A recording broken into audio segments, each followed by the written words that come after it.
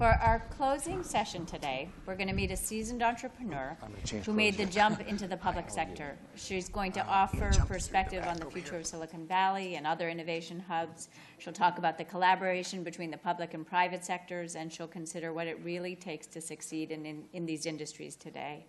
So it is a real pleasure to have with us Jennifer Anastanoff. She's the founding member of the U.S. Digital Service. That's the White House's effort to transform how government works. To do that, Uncle Sam has been recruiting top tech talent. Author and journalist Michael Malone, we're hoping he's going to arrive. He's running late. But until he gets here, we'll have the pleasure of meeting Jennifer and hearing Steve back to the stage. Hello, hello. Jennifer? Hi, Jennifer.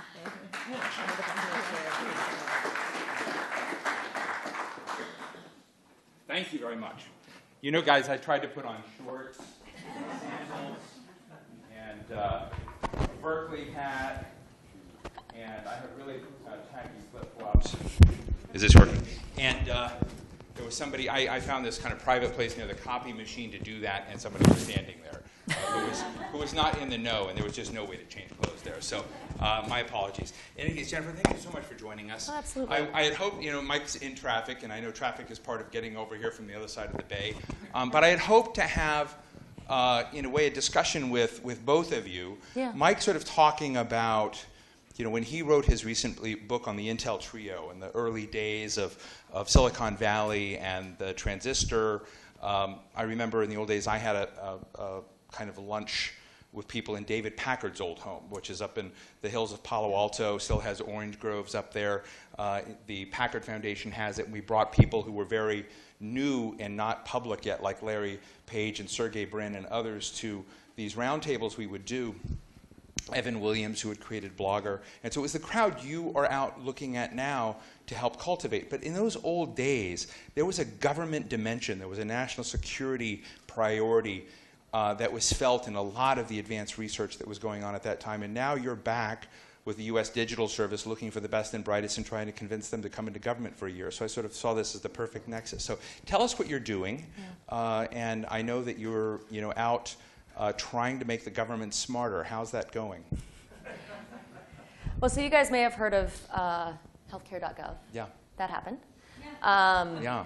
And it didn't. What was really amazing about it, actually, was the really, many folks have heard the story about what happened on day one. What was really exciting was the story and the transformational opportunity that happened when we brought in folks who were, who knew what they were doing from Silicon Valley, the site reliability engineers, the software engineers, gave them the authority to do what needed to be done, and then provided air cover up to and including the president in order to be able to actually help that site now serve. I mean, initially in day one, it was in the hundreds. Now it's serving 16 million people, so a third of the population. How much of it has been fixed? Is there any clunkiness that lags?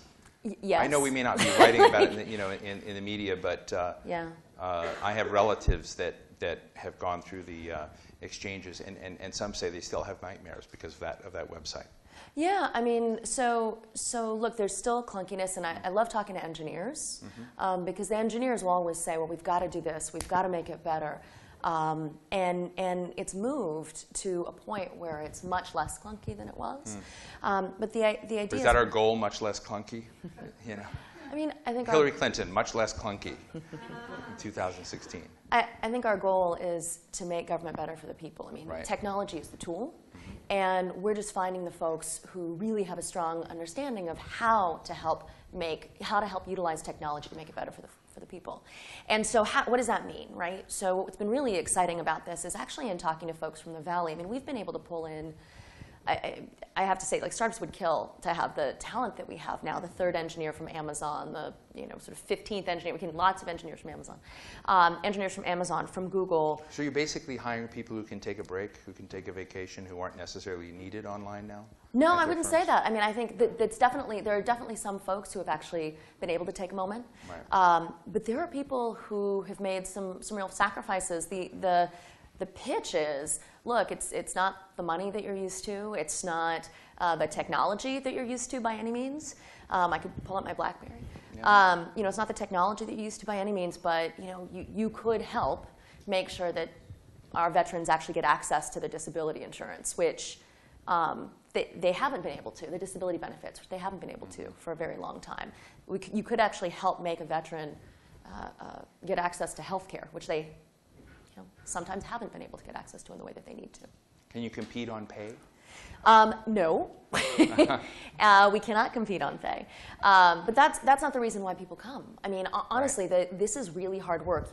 We're joking when you said, have we fixed it yet? Yeah. We haven't fixed it yet. This is a consistent, growing thing. And what we do have is actually a huge group of people who, and by huge I mean about 140, a group of people who have the drive, who have the skill sets, who sit. I mean, if I could describe it for you, it's very different from working in a government, from what people would normally envision working in a government place. So you find them here and then you send them to DC?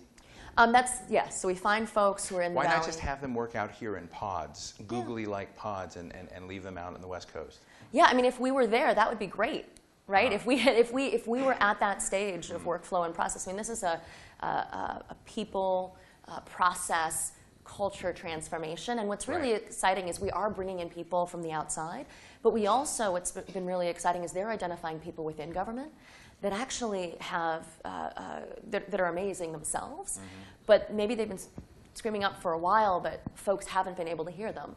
When you bring in the engineers, when you bring in the folks who have actually been in the process and who understand what site reliability is, who understand how to move product, it's amazing how many people we've actually found inside who can help you. One of the interesting things, again, from this Steve Case Rise with the Rest tour I went on, in cities like Des Moines and Kansas City and Madison, Wisconsin, and others, is you would find what are clearly going to be very successful operations that are scaling now. Yeah. And they identify their biggest problem as people, getting talented people to join. And they have, in the most ethical of cases, a rule that they don't hire from other small firms or other new firms. They only hire from big outfits. And a lot of these places would be involved in healthcare, so they would only hire from the big hospitals or the big insurance firms or something of that sort.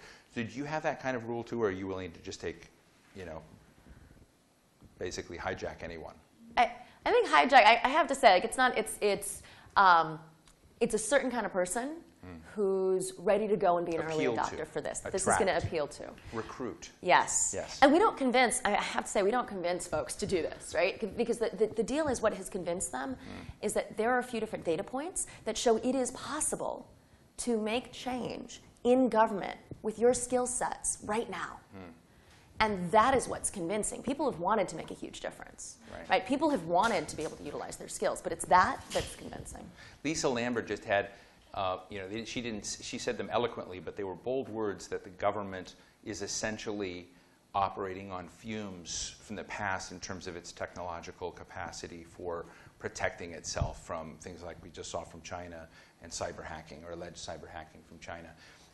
Is that something you're also working on?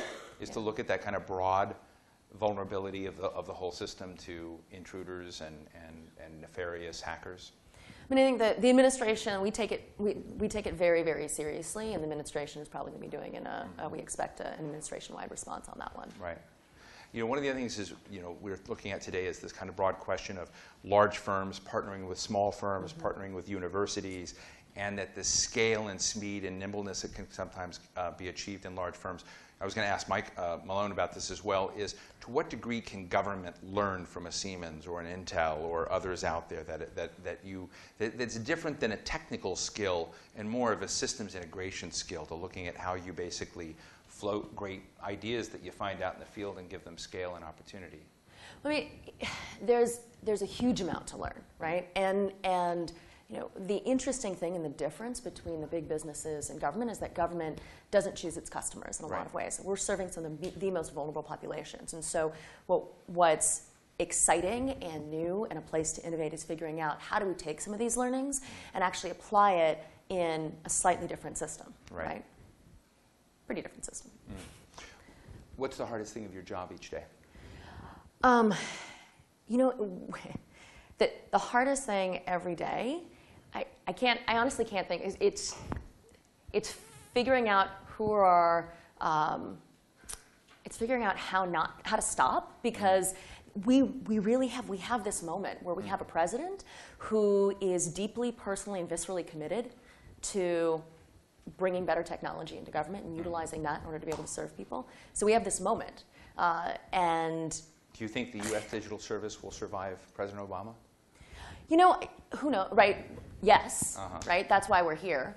But the fact is that what we're trying to do is gain, what does Mikey, head of digital service, call it?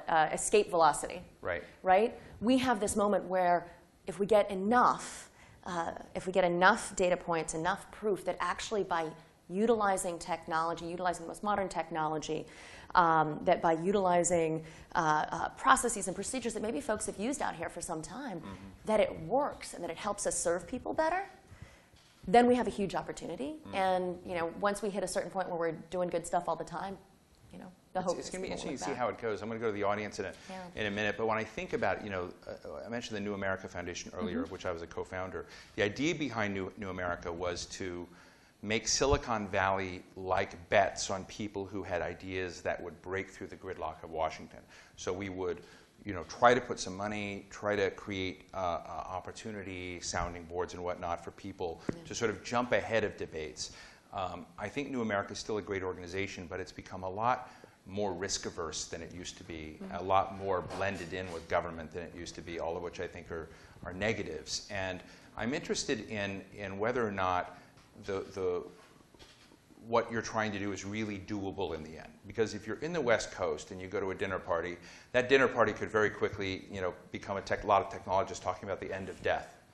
And you know, the end of death in Washington is a scary regulatory entitlements nightmare, right? So, you know, when you begin thinking about how each of these different communities thinks about what its role in the world is, you couldn't imagine two more diametrically opposed places, and you're the bridge between them. Do you ever find that problem, that out here you've got people creating wildly different possibilities, and Washington is the place that's powerful because it regulates?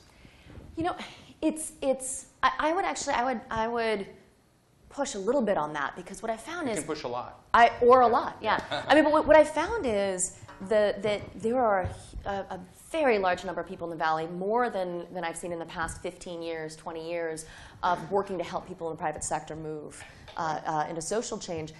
People are ready, and they're waiting, and they're wondering, they're asking about meaning, and they're wondering, what impact can I really have? And where else, other than government, can you have, with the right group, where else can you, in, what was it, 4 months with healthcare.gov, they gave somewhere between 8 and 10 million people access to healthcare that never had healthcare, right? I should say that, not that never had healthcare, but that many of whom had never had access to healthcare before. That's like a breadth and a depth that people talk about in the Valley a lot. And I think there's a deep desire to have that sort of impact. The question and the push that I've seen consistently has been, can we really do it? Can we really do it? And it goes back to the question that you asked. And what's amazing is I was talking to the United States Digital Service head at the VA. And he is a former site reliability engineer for Google. And I mean, there's a lot of frustration in trying to turn around technology at the VA. It's a people, it's a process, it's a culture challenge, it's a technology challenge. But what was really interesting is when in sharing his frustration, he said, you know, we made a change, though, the other day. We made a change, just a small engineering change that helped around 37,000 people get access to their disability claims that never would have been able to, right? Had we not made that engineering change, right? And so it's that kind of impact. Now, he was pissed still, right? Like, he's still, he wants right? But it's that kind of change and that ability to make a deep impact in someone's life as well as a broad one that seems to really be talking to people. Fascinating. We could take this on a long time, but let me give an opportunity for last comments or questions from our audience. Yes, right here in the Pete Leiden. He's also a troublemaker out there disrupting things. And then we'll go right over here and we'll wrap up. Yes, Pete? Yeah, Pete Leiden. You know Pete? From the Reinventors Network. Yes. No, hi, Pete. I spent a little time from 2004 2005 to 2008, bringing people from here to how to upgrade politics on the internet in DC. So ran into a lot of problems. How much are you working on, like, not just the technical things, but like the procurement process and all these kind of things that when I used to bring, tech people out there were just driving berserk on all these constraints that are kind of beyond their control. And I'm wondering how much of the policy are you changing on this? Yeah, I mean, I'm really glad that you brought that up because when you'd asked about, how are we thinking about the future, bringing it together with that, there's actually a few different folks in the digital service family. There's the digital service, I think about it like as a layer cake. There's the digital service within the White House that's focusing on oversight, supporting teams very much in the same way that we supported healthcare.gov. There's this sort of middle group that we're building up, which are each of the agencies, top agencies in the federal government are building out their own digital service teams.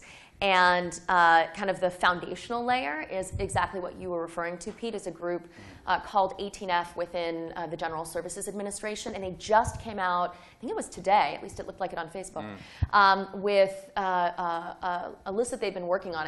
And I would urge folks to check it out, where they're really trying very hard to be able to bring in contractors that understand Agile. And because of some of the superpowers of the General Services Administration, like that title doesn't feel exciting when I say it, but it's sort of the heart and soul of the operations of the federal government. And they're really, 18F is doing something that could be just monumental in terms of how it impacts our ability to bring in really strong contractors and so on, which is this ability to bring in Agile, people who understand Agile, and organizations that understand Agile. So I'd urge you to take a look at that, Pete. That could be very interesting. This gentleman right here. Hey, I'm Obi Reynolds. So I'm not really from the startup community, but let's say like if you're a hypothetical employee of some massive company that does engineering and consulting, sometimes you have top-down solutions where we're going to innovate, we're going to increase our efficiencies and improve our processes, but it's through a management decision, and that may or may not be the right way to go from the technology perspective. Meanwhile, let's say you have a again, hypothetical employee who is coming up with good solutions, but yet constantly running into walls. Probably the only place where I could think that would be more difficult than a big company would be government. So could you speak for just a moment on how to pair up the technological improvements with finding the right person with the scissors that can cut a certain piece of red tape to actually get the solution implemented? Yeah. I mean, candidly, step number one is finding the people who have the scissors and the tape and understand how to use those. And so a lot of what we've been doing has been identifying and empowering those people, both outside of government and inside of government. Because some of the key challenges are that if you don't understand that, right? If you don't understand how to I'm going to take this metaphor far, far away, but if you don't understand how to use the scissors and the tape, it's hard to empower the people who do. And so we have a team right now of about 140. We're looking at building it out to 500 by the end of 2016 of people who understand this. And this is a very small group compared to the rest of the government. But the interesting thing was, jumping back to healthcare.gov, the people that brought the site to where it was in October were the same people that fixed it. Right. It's just that there was a small group of folks who had the skill set and the understanding to push and to say, no, we need to look at things in this way, in this new way, and to help break through some of that bureaucratic hamper. I mean, I know just as we wrap up that people like Jeff Zients, who came in to sort of fix this, who I guess is the president's national economic advisor now, he used to run our company, Atlantic Media, and so we know him very well. We know how he thinks. He comes in and brings this. Sometimes you'll have a Siemens, you'll have Cisco's, you'll have other people out there that have very sophisticated, large system integration experience. What I find to be the real problem with that is you get the right people there, they end up being short tenured. It's almost sort of like, these stories you feel like new teachers that come in for 1 or 2 years full of inspiration, who just run not only about people that then don't share their expansive vision for education, but they may not share the enthusiasm that Jennifer and her colleagues may bring. And that's a real problem in Washington. There's still quite a number of people, when you have to have a Jeff Zients or other people in there to kind of knock heads at the high level to create space for the digital service. I would just in a friendly way argue that that's a real challenge still. Well, what I would put out there as a data point is that actually what was really interesting is in February of this past year, there was the budget came out, and there was support for digital service teams in the top 24 agencies in government. Right. And what was really exciting, and I hear that. I was in government before, so I hear what you're saying. What was really exciting is all 24 of those put in applications to get a digital service team, even under the requirements that we would be helping them. Right? Because people get, this is the thing that is so exciting about this work, is the hope. Right? There are folks in government who look around and they are excited about the opportunity to bring in people because they're realizing, they're seeing evidence that we can do something. And the same is true on the outside. In both cases, we have to build that hope and that evidence. A colleague of mine calls it the bright spots, right? Building the bright spots within government, because a lot of time there's still pushback in different places, but you have folks who, like the Secretary of the VA who's leading the VA, you have a president who's deeply committed, but also there are people who are running their programs who are looking and saying, you can help us fix this. In fact, one of the key problems, going back to, you would ask me what's the key problem, is prioritizing. Right. When you get to the White House, I mean, sort of every choice you have about who you can help and how you can help is sort of a life and death choice. Right. And what's been interesting to me, and I did not expect this, is how many people, how many agencies are reaching out on a fairly regular basis to get help from the sort of crazy person who's out working with Todd Park in Silicon Valley to identify some amazing people. And so what's actually been quite difficult is saying, okay, how are we going to help and prioritize? Because if you prioritize everything, you prioritize nothing. Well, thank you so much for joining us. It is Berkeley, and I have to change to sandals and shorts and T-shirt and mingle with everyone out there, but it's a great day. Thank you so much for taking us down. Congratulations on your work. Jennifer Anastanoff of the U.S. Digital Service, thank you so much. Thank you. Thank you. Steve, before you go, yes. that is your Very prize nice. for, My prize for the day. leading all the conversations I hope you're today. wearing blue. Thanks. Thank you, Jennifer. Thank you, Steve.